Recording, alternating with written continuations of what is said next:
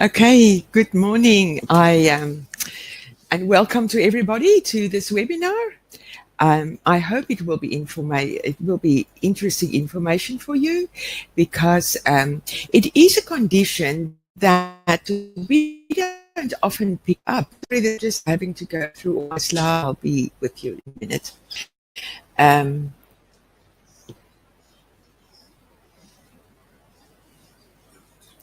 Ja, ek het dit self gedoen, maar net nie reg.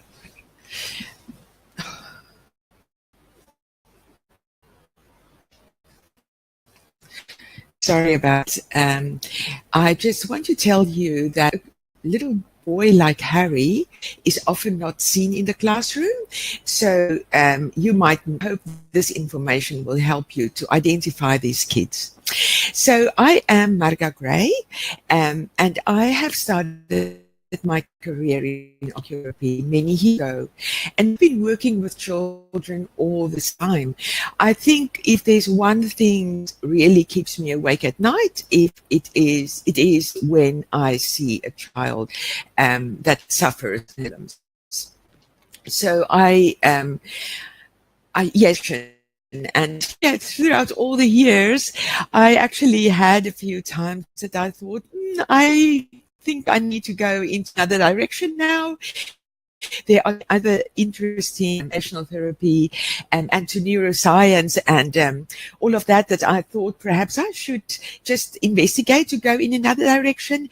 But every time I was just sent back to become a pediatric occupational therapist again. So here I am, and I'm still one. I have also children of mine, which I raised, and I enjoyed every minute of that. Now adults, and I have two, and it's just fantastic to be part of this fabulous family. It's very, very special. So now you know who I am. I would love to know who you are. So if you can look at this, and I'm going to you don't need to see my face all the time. I hope you can see me well. I'm just going to do a poll, and let's just see who are you. And if you can just indicate to me, just complete whether you are a parent, whether you're a teacher, or an allied health professional, or perhaps another occupation. I would just like to know to whom I'm talking. So let's see. Okay, parent at this stage, 100%. Let's see if there's anybody else. Oh, no. It seems to me that we have only parents today, which is great. And I hope that you will share what you hear today with the teachers in your child's life, because it is quite difficult to identify these children. They often look just oppositional. They can look a little bit avoiding, they might look really difficult to participate in different activities, and one doesn't understand how difficult it actually is for them. So let's have a look at what we're going to talk about today. The last webinar was on sensory processing disorder, and I have spoken about the sensory modulation, the sensory motor disorders, and the sensory discrimination disorders. So the movement avoider is under the umbrella of the sensory modulation disorders. What does these children, how do they look? What do? They are usually quite anxious. They can be quite clingy, hanging onto mum's leg when they're little. And when they're a bit older, they can just sit like this little boy and just refuse to participate. They often avoid swings. And I've had even little kids of up to 3-4 years who doesn't like a stroller, and they don't like to be pushed in any way, and they don't even like the car seat. There are two sides of that. The one side is that they don't like to be restrained in a car seat, but the other side is they don't like the movement.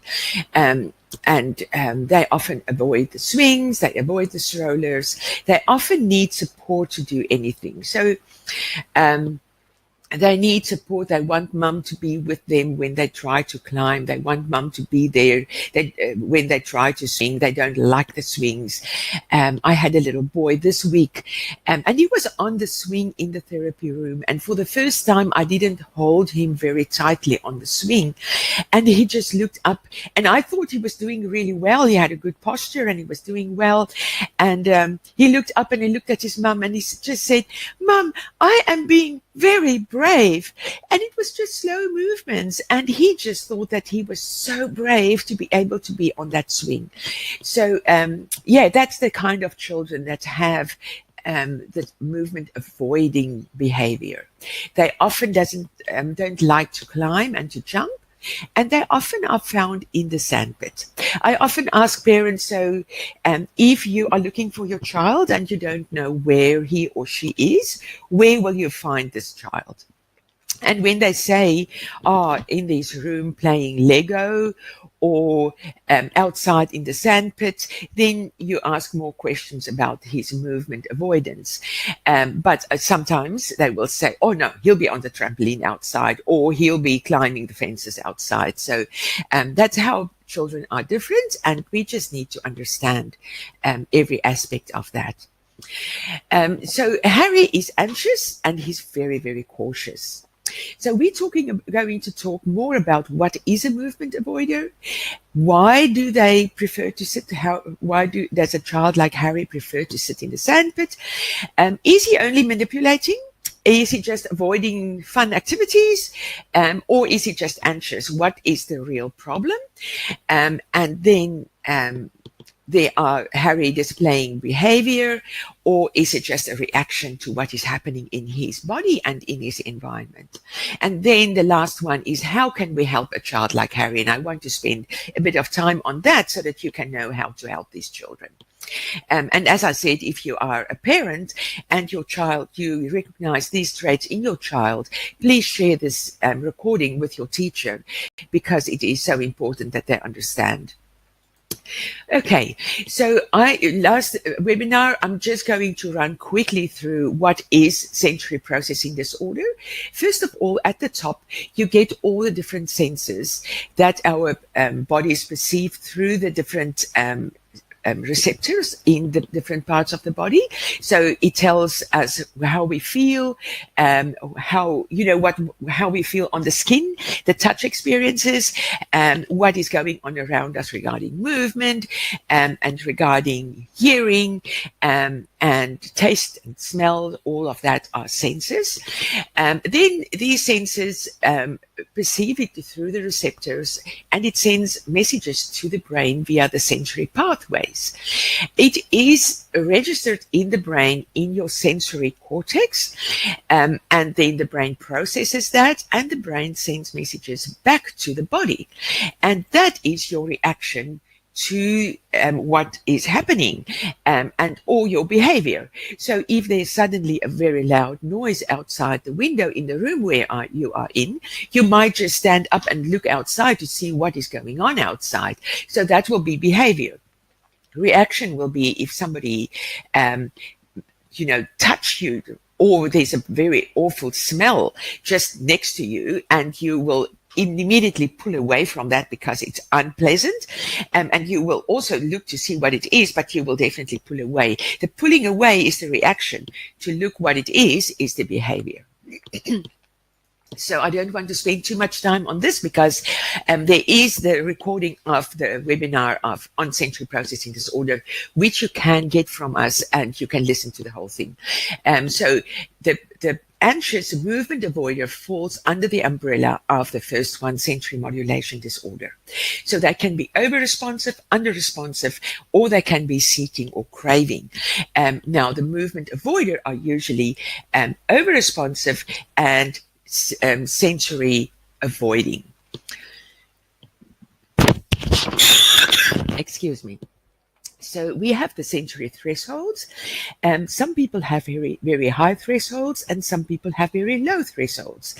Most of us function in the optimal threshold for self-regulation and functioning. So we are in the middle part there. When you have a very high threshold, you tend to be a sensory seeker. You tend to have low registration. You might bump into furniture. You might not be aware of everything that's going on around you. Other people might say, "Oh, did you hear that beautiful music while she was talking?" And you would say, "No, I only heard her talking." And another person might say that, "Oh, I just love to be amongst people. The more people, the better." And yeah, all of us aren't like that. The high threshold people, and I say people because you get that in all ages. They might have a poor attention, they might be prone to daydreaming, and they might also be movement seekers. So the low thresholds are usually people that are have very high alertness level. They are very much aware of everything that's going on around them. They're very sensitive to smells, to tastes, to sound. They might be very easily overwhelmed. They are often anxious. They might be defensive. They are functioning a lot of the time in the fright or flight reaction. So that is the reaction that your body has to protect you from the environment. And then they might have the avoiding behavior. So they might not want to go to the birthday party. They want to sit on mom's lap because that is a safe place, and all the busyness and the noise and the movement of all the children is just too much for them. They are overwhelmed and they prefer the safety of mom's lap, or they would be very happy if mom says, "Let's go home." Okay, so let's talk specifically on the movement avoiders. And as occupational therapists, we talk about gravitational insecurity, and that means that you feel very insecure if you are exposed to different or to gravity. So if your feet lifts the security of the floor or the ground, you feel insecure and very scared. So gravitational insecurity is an irrational fear of change in position and of movement. They are fearful of feet leaving the ground or of the head tipped backwards. So, like swimming and floating on your back.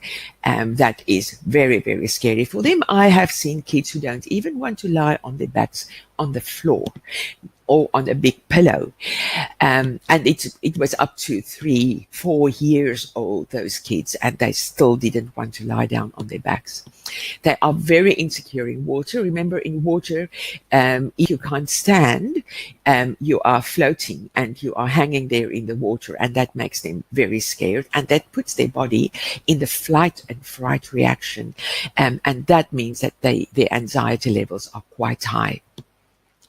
And they are fearful to use movement equipment like swings, like walking on balancing beams, like most of the the climbing equipment, even in the play parks, they might be very scared to do any of those. Okay, so let's see, what does Harry do? So he is a spectator. You will find him in the sandpit or on the edge of the group, and he will be quite happy to observe what the other kids are doing. He might sit on his parents' lap, and he's often an onlooker when the others are playing, and if you encourage him to play along, he is quite resistant, and you have to do the hand holding to keep him playing. Okay, what else does he do? He's fearful of swings. He's fearful of climbing equipment. And then, as I said, he refuses and hates to lie on his back, especially on a Swiss ball, on a swing, in the water. So he doesn't like to swim. He's very agitated with floating, and it takes a lot of effort to get him to do that. And it takes a much longer time to go on his back than any other child in the group. So he has a low threshold for movement. He often has a poor balance, and they feel very unstable on movement equipment. And then they have the inadequate processing of movements. So they can be happy with familiar movements. So if he goes in the same stroller forever, he might get used to that and he might be happy in that. But as soon as it's unfamiliar movement, he is unhappy. And I've even seen that parents will tell me, no, he's not scared of the play parks. He's fine. He loves the swing and he loves this and he loves that. But when they go to a different play park, then they have problems again because then it's unfamiliar. Families tend to go to the same places all the time. So if the child has been there since he was little and is now 3, 4, 5 years old, he will get used to all that equipment and it will feel safe there. But if you go to an unfamiliar place, he will have difficulty again.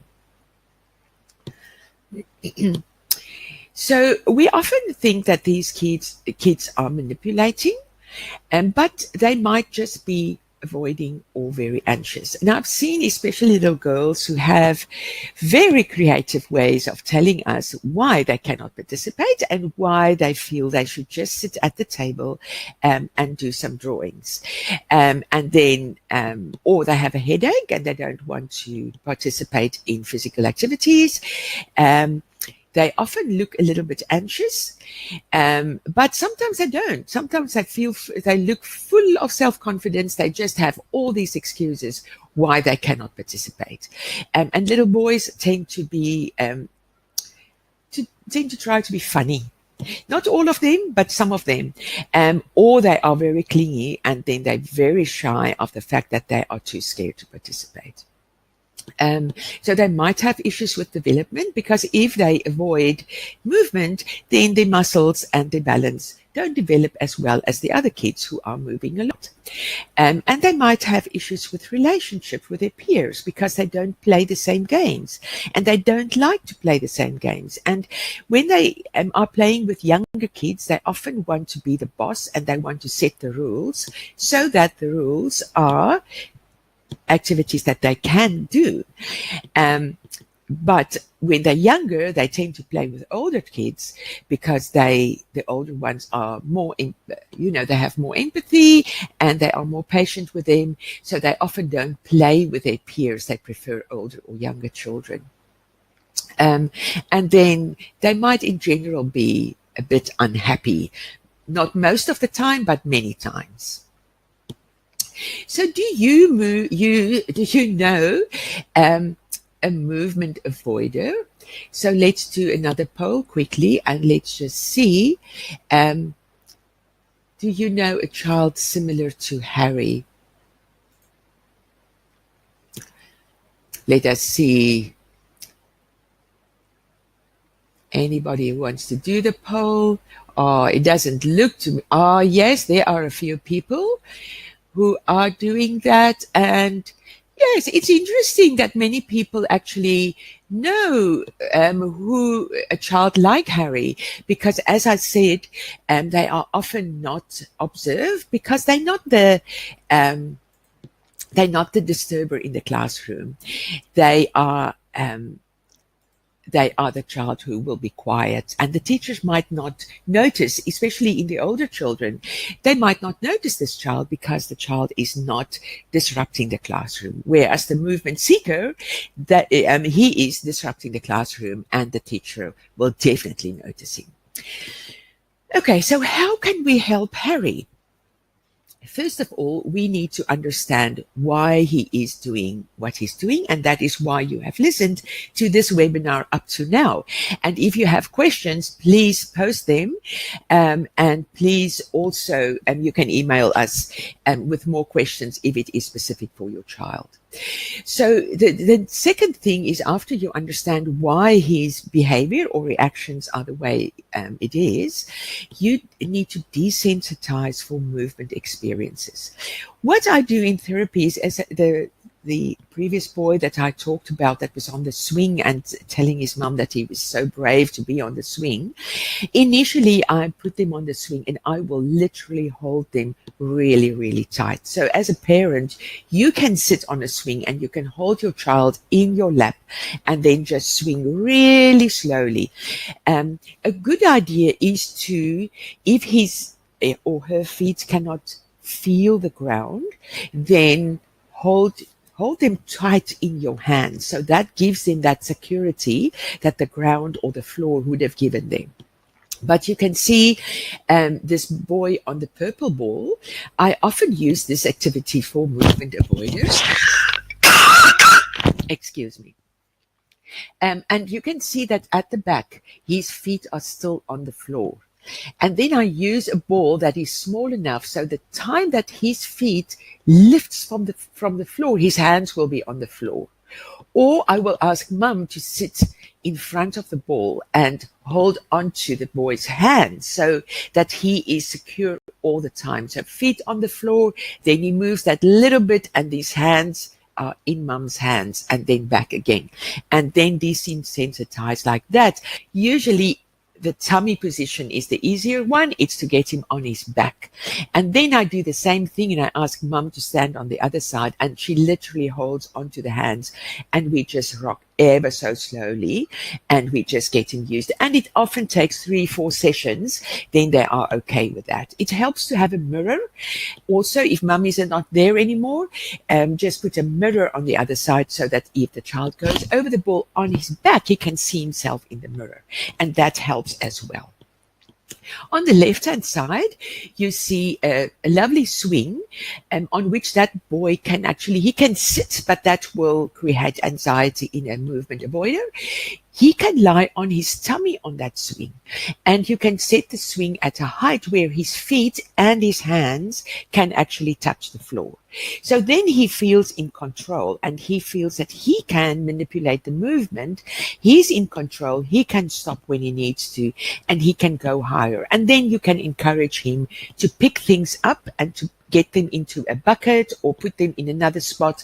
We often use the bean bags, pick it up on one side, turn the swing slowly to the other side and put them all in a row on the other side or in a bucket or whatever. But that gives the child the opportunity to move while the child feels in control of the movement. And that is helping to desensitize for movement experiences.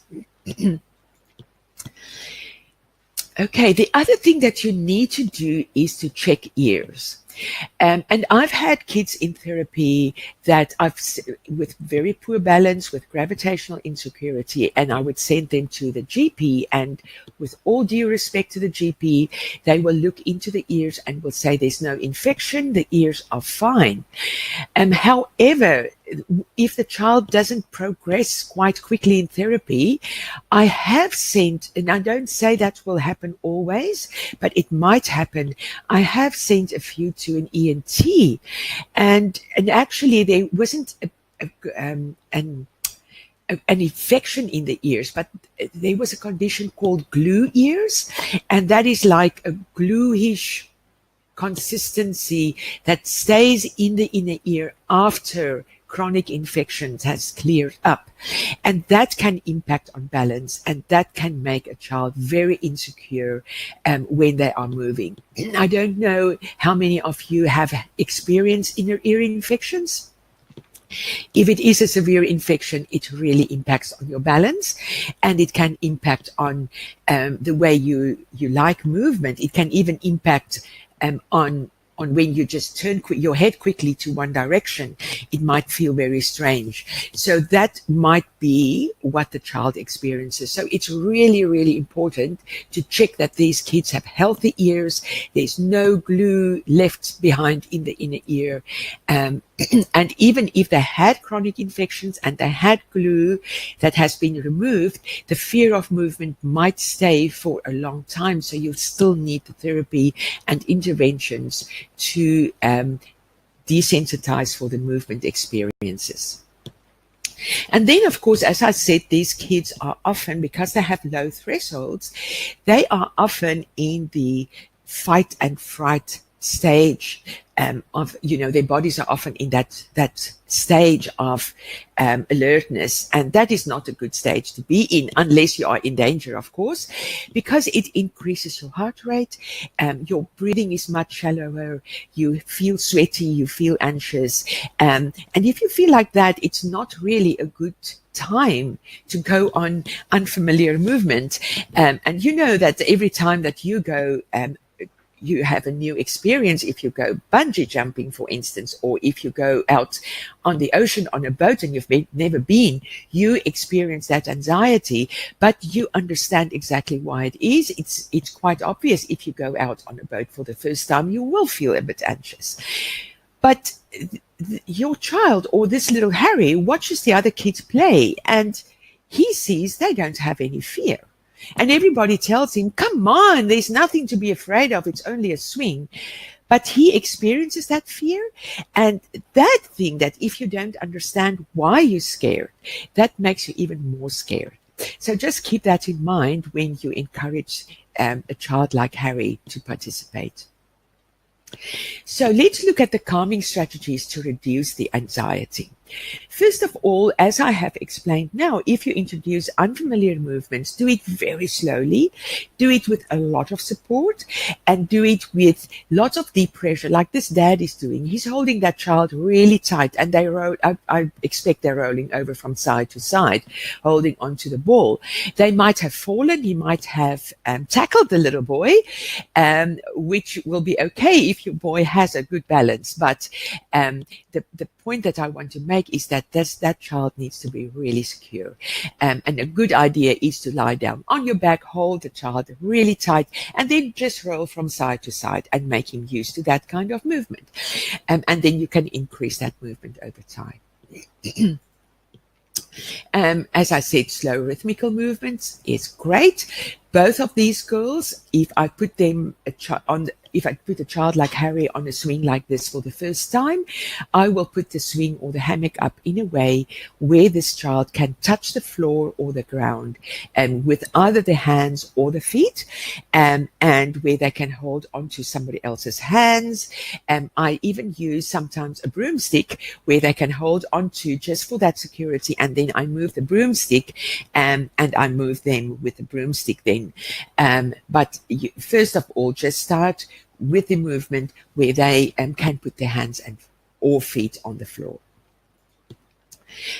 So deep pressure, this is one our actors of the CoordiKids program, and wrapping them up in a blanket, holding them tight, deep cuddles, tight hugs, or wrapping them up in this blanket and just providing deep pressure by pushing down on the body, or rolling an exercise ball like the one in the picture on top of the child, and just give him that not lightly, do a lot of pressure, lean onto the ball and give them that deep pressure. That reduces anxiety quite a bit. So you can do that just before you do unfamiliar movements and directly after that again. So what I do in therapy with the little ones, I often say, okay, run to mum for a cuddle, and then mum needs to give them a deep, tight hug, and then they're ready for the next one again. Another calming strategy is deep breathing. If your body is in that anxious mode, then your breathing is often very shallow, which increases anxiety. So just to do deep breathing is very, very important. Of course, while the child is anxious, when he is just before he wants to go on a swing, just before he is forced on a swing, while he is busy with unfamiliar movements, that is not the time to say you need to do deep breathing. They won't be able to because they're anxious, so they will have shallow breathing. You need to do this at regular times during the day and at a little while before you introduce a new movement activity, just to get that body in a relaxed state. And then, of course, many of these children, as I said, they don't participate very well in all the other activities that other kids do, so they don't develop their balance and their motor skills as well as other children. Also, they don't develop it as well because they might have just the low threshold for movement, or they might have problems with their ears. So whichever one of those, when the ears have cleared up, when you have identified the low thresholds, or if the child didn't participate and didn't develop these skills, in all three cases, you need extra exercises to develop balance and to develop motor skills. These again are our two beautiful actors doing the CoordiKids exercises, which are great to develop motor skills and balance. Okay, so more aspects that we can help Harry with. So we talked about that you need to understand why Harry is the way he is. You have to help him to desensitize movement experiences. You have to have a slow introduction to new and unfamiliar movements. You need to check his ears. You need to introduce calming strategies to reduce anxiety. And then you need to do the muscle strengthening. You need to improve balance, and you need to improve the motor skills. And then the last one is additional interventions. So, okay, sorry, that's not the last one. Muscle strengthening. First of all, what you can do is targeted exercises like the CoordiKids program, like exercises that you'll get from your physiotherapist or your physical exercise physiologist. Encourage the child to participate in sport. And encourage him to, if he is a movement avoider, rather go for sport and not where they don't have contact. So rugby won't be a good idea because it will freak them out if somebody tackles them. A sport like tennis will be much easier to handle because nobody, often they don't bump into you, and they are all by themselves and they can check the ball coming towards them. They have time to prepare for the movement. And then, of course, family activities. And you can't expect your child to do anything if you don't set the example. So if you as parents aren't active and you don't set the example of going for walks, going on hikes, doing some cycling, going to the gym, then you can't expect of your child to do that. And then, as I said, just to participate in family sport as well, not only organized sport at school, but just family sport. You can play cricket over the weekend, get the kids in the street to play games at your house where your child can feel safe. Then to improve balance, as I said, check the ears, do targeted exercises. You need to strengthen the core. You need to improve the posture. Otherwise, the balance won't be good. And participation in sport, of course, and targeted exercises like CoordiKids, like exercises that you'll get from your therapist. Then motor skills, you can do CoordiKids. Active family is great. You just go outside every day, do some activity outside, and your kids' movement skills will improve. If your child refuses to participate, which often happens, break the activity down. For instance, I had a boy who refused to play soccer with his dad. And what the dad did to prepare him for soccer is he threw the ball to him and the child had to catch the ball, which is very appropriate, but the child couldn't catch the ball. So my suggestion was simply make the activity easier. So roll the ball towards the child. Then the boy can catch the ball and then he can throw it back. and it worked like a bomb. Then the child enjoyed the movement, he enjoyed to be outside with dad. It was easy enough for him to do, and slowly they could increase the complexity of the activity until the boy could actually catch the ball. And then, of course, in many cases, the child needs therapy. They need to attend individual therapy sessions. So additional interventions can be an assessment by an occupational therapist or a physiotherapist. Participate in sport will be great. CoordiChild program is great. If you live close to a CoordiKids provider, you can perhaps attend group sessions with the provider, or you can ask the provider to come to your house and do individual sessions with your child. Gymnastics is great if your child is ready to participate. Martial art is great. Swimming is great. With all of them, your child needs to first of all be desensitized so that they can participate. Otherwise, they will just refuse. You will pay that money and they won't participate. Okay, consider other sensory processing issues. So sensory processing disorder, there's usually more than one sense involved. So if you look at swimming, it might be gravitational insecurity or the movement avoider. But on top of that, there's lots of touch experiences when your child swims. There's lots of noise, especially if the swimming pool is in an enclosed area, lots of echoing, lots of noise. If your child attends a group session, there might be unexpected bumping into the child, unexpected touch experiences with water splashing. So just consider all the other aspects of sensory processing disorder as well. So you really need to do what this little girl in the picture is doing. She is observing through a very, very strong magnifying glass. And that is what you need. You need to observe your child to see exactly what the problem is and where it comes from. Then keep a diary of reactions.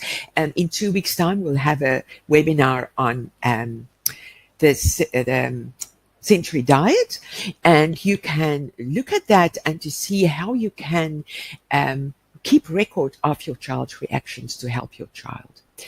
And then the CoordiChild program might be very good to use. So the next webinars is next week. You'll meet Sally.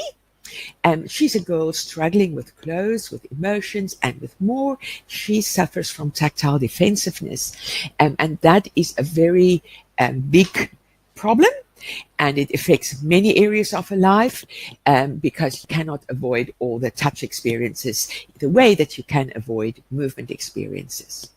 And then the following week, as I said, we'll have one on sensory diet and how you can use a sensory diet, how you can compile a sensory diet for your child and then use it to prevent meltdowns and to prevent your child from being overwhelmed. So because you have listened up to the end of this webinar, I have a special discount only for the people who listened to this webinar. So if you can remember that link, because you can't click on it, you'll have to remember it. It is CoordiKids.com/forward/special/forward. Let me say that again. CoordiKids.com/special/. Remember that, and you'll receive a 10% discount on the CoordiChild program, which you can use at home. That will entitle you to be part of the CoordiKids members, which will give you access to free advice and access to a few other lovely activities, which will help you and your child. Okay, so let me see. Any questions? So yes, the one is, how can I help my child who doesn't want to go to birthday parties? You probably, Louisa, you probably asked that one at the beginning, because I think I have answered that a little bit. Although I have said that he might not want to go to birthday parties, I expect it's a boy, but it might be a girl. So if he doesn't want to go, the best thing that you can do is to say, okay, let's plan this outing. And you can do that with birthday parties. You can do that going to the movies, visiting friends, and anything that your child feels anxious about. So you can say, okay, we are going. I will be there all the time. If you're the mum or the dad, I won't leave you there. I will stay. I want you to sit on my lap and just watch the other kids. You don't have to do anything else. You're just going to sit on my lap and you are going to watch what the other kids are doing. That is the first step that you can help your child to desensitize. Observational play is the first play stage. So start there. Don't expect anything else.